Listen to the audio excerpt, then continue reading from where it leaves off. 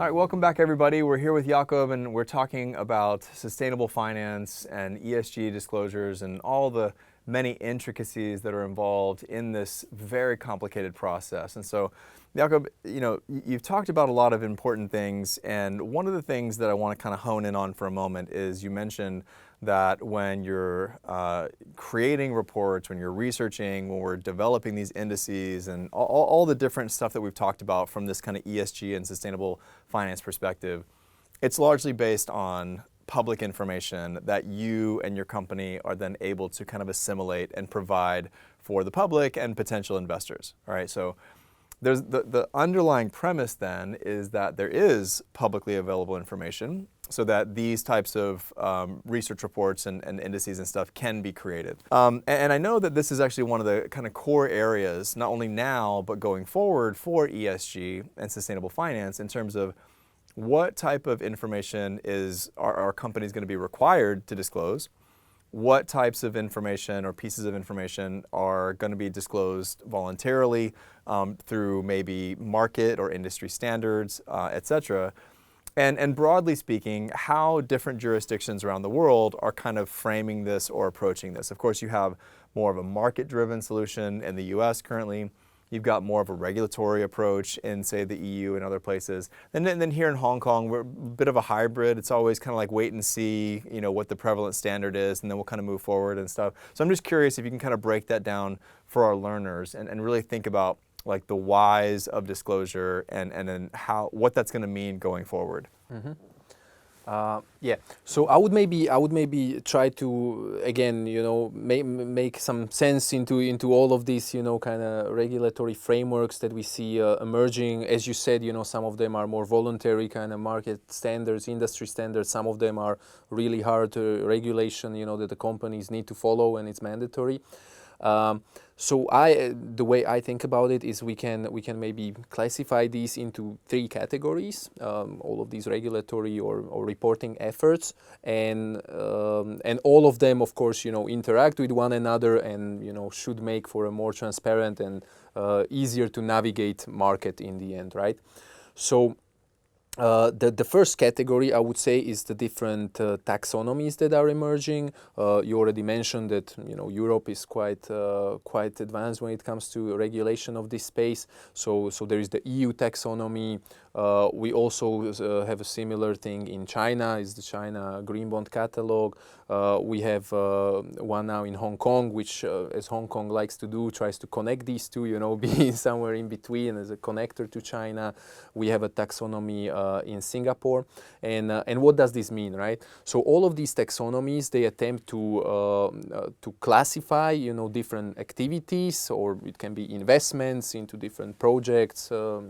According to if they can be considered green or not, right? Or even if they are maybe something in between, what we often call that if they are maybe helping companies to transition to becoming green, yeah. Right?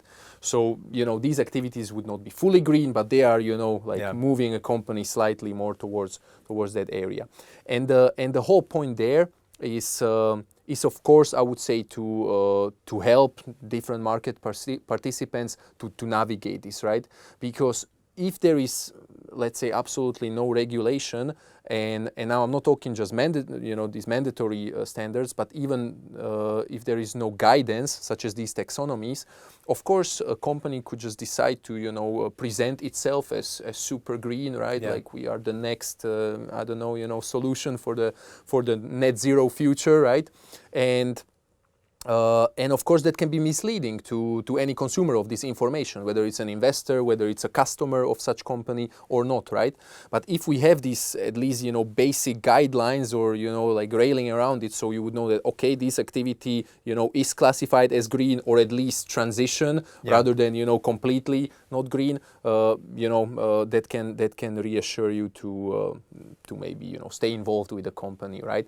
So I think these sort of taxonomies or guidelines guidelines, that makes sense, because also we are not talking about oftentimes easy things to understand, right? It's oftentimes talking about complex technologies, right? It's all the carbon capture technologies, different sorts of new energy and so on. So of Very course that's difficult to navigate for many participants. So those make sense. So here we are with taxonomies, right? I would say a second big area where we see a lot of regulation emerging is regulating financial products and financial services when it comes to sustainability and especially marketing these products as sustainable, right? Because again, what does it mean, right? It can be open to interpretation. So there are many markets around the world. Again, Europe is quite advanced here. There is the SFDR regulation, which categorizes, say, investment funds according to their investment objectives, right? So let's say only funds whose specific objective is sustainability, right? So some measurable sustainability goals can also, market themselves as such, right? And then we would have funds that maybe just take into account some of the sustainability-related risks in making their financial decisions, right? So that would be again a different category. And then we would also have funds who basically cannot say at all that they are sustainable because they don't do either of those things, right? They don't have sustainability as an objective, and they don't even consider sustainability factors in their investment process, right? So again, I think this makes sense in preventing greenwashing, right? In mis-selling financial products to consumers, right? Because they know that this fund, if they have this label as sustainable, they had to go through some sort of process to achieve that, right? They cannot just put it on their marketing material. So again, I think that's a sensible way. So this area governs the financial services. And finally, very important, easily combining the first two is the reporting standards for corporates or non-financial corporates, right? So that is all about promoting transparency, more disclosure on these things. So again, the consumers of that information, whether it's investors, consumers, or anyone else, can again better navigate, or understand the company's businesses, and again compare them better to other companies. Because if we have standards, right, and the companies either mandatorily or voluntarily report according to the same standards, again, that hugely helps the comparability among different markets and different companies, and of course also helps rating providers such as ourselves, because it makes our work slightly easier in terms of comparing companies, and especially having more disclosure from companies, because the more disclosure, generally speaking, the better, right? So you can use it in different ways.